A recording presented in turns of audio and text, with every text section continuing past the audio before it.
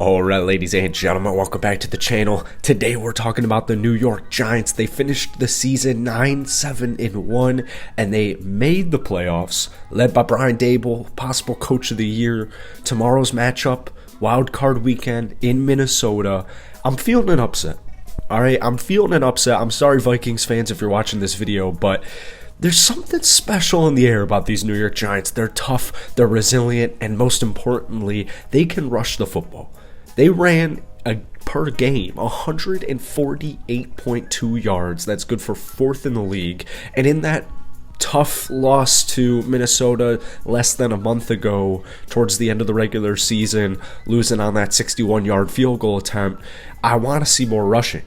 Saquon Barkley that game ran 14 times for 84 yards and a touchdown. That's 6 yards per carry. 6 yards per carry.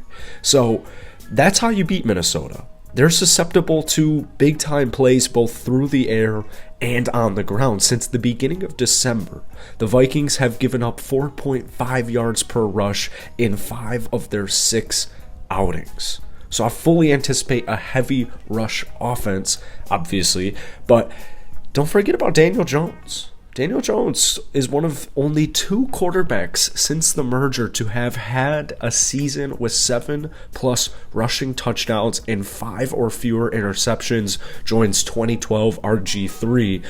But Daniel Jones had a sneaky season. Brian Daboll, once again, possible coach of the year, really unlocked all of his potential, and he didn't make many mistakes. 67.2% completion percentage, only threw for 3,200 yards. It's about 200 yards per game, but like I said, they had a really rush-heavy offense. 15 touchdowns, only 5 interceptions for a rating of 92.5, tacked in 708 rushing yards with 7 rushing touchdowns, and for a quarterback, those are good stats. Those are good rushing stats even for a running back. That's incredible for a quarterback. Pair that up with Saquon Barkley, who had 1,312 rushing yards, 10 touchdowns, 4.4 yards per carry.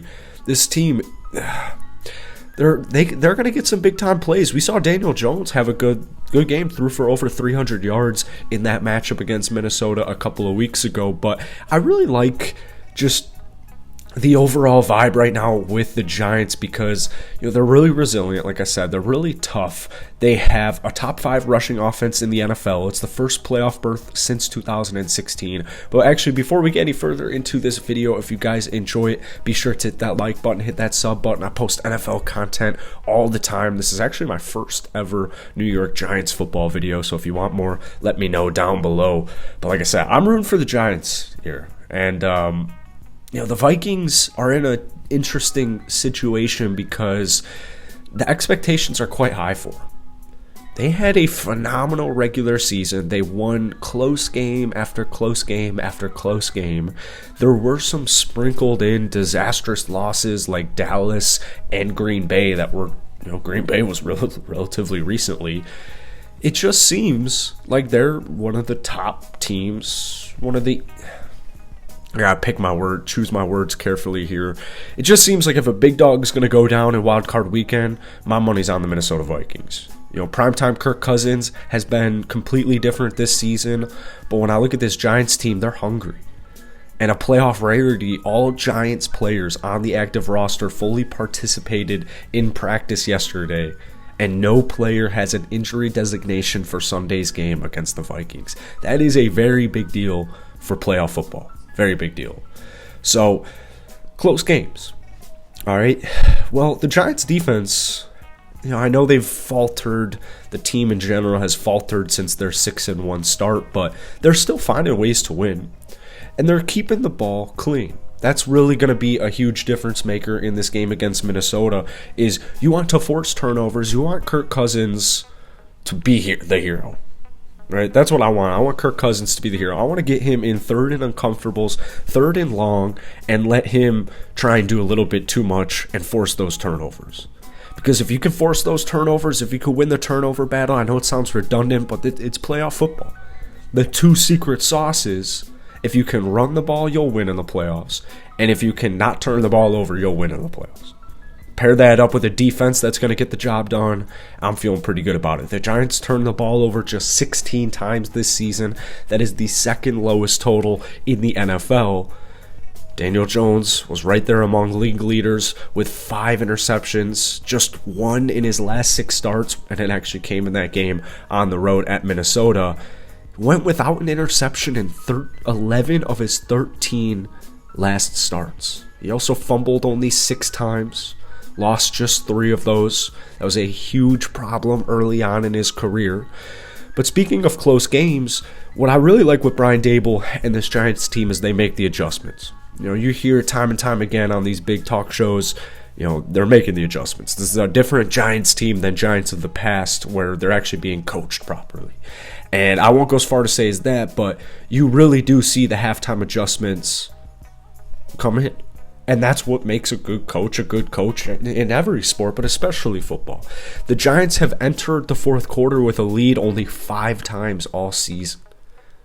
But they've also won those games in the fourth quarter, coming back from a tie or deficit 6 times. And they also only blown a lead that they've carried into the fourth quarter just 1 time. So they're winners. They're finding ways to win. It doesn't always have to be pretty, but they're finding ways to win. The defense is getting stops when the defense needs to get stops for the most part. So I'm feeling good about it. I'm really glad they rested their guys against Philly in that last week. And still, they gave Jalen Hurts a run for his money. They gave the Eagles a run for their money. So I'm feeling good. That 38-10 Indy victory wasn't too long ago either on New Year's Day. But if they can not turn the ball over and run the football, they're gonna have a fighting chance. I think most people would agree with that. I think Vikings fans would even agree with that. They're gonna have a fighting chance. The thorn in the Vikings side is their defense. They are the 4th worst defense in the entire National Football League, and for a team finishing 13-4, that's the caveat. That's why people don't have the Vikings going all the way. Now, the Vikings, they've done a good job in close situations winning those games, the defense getting a stop, getting a turnover when need be, but they are also susceptible to just huge plays. It really is simple as that. They give up 25 points a game. That's good for 4th worst in the NFL. So they're going to have a fighting chance. It's not easy to win in Minnesota, as the Giants have already experienced that on Christmas Eve, but I don't know, man. There's something in the air about these Giants. There's something about them. There's something about them. I have high confidence in this team. That's it for today. If you guys want more Giants content, let me know. But most importantly, give me some predictions on this game down below, whether you're Vikings, Giants, or just a different fan of the NFL. Let me know what you guys are thinking. As always, hit that like button, hit that sub button. I'll see you guys later.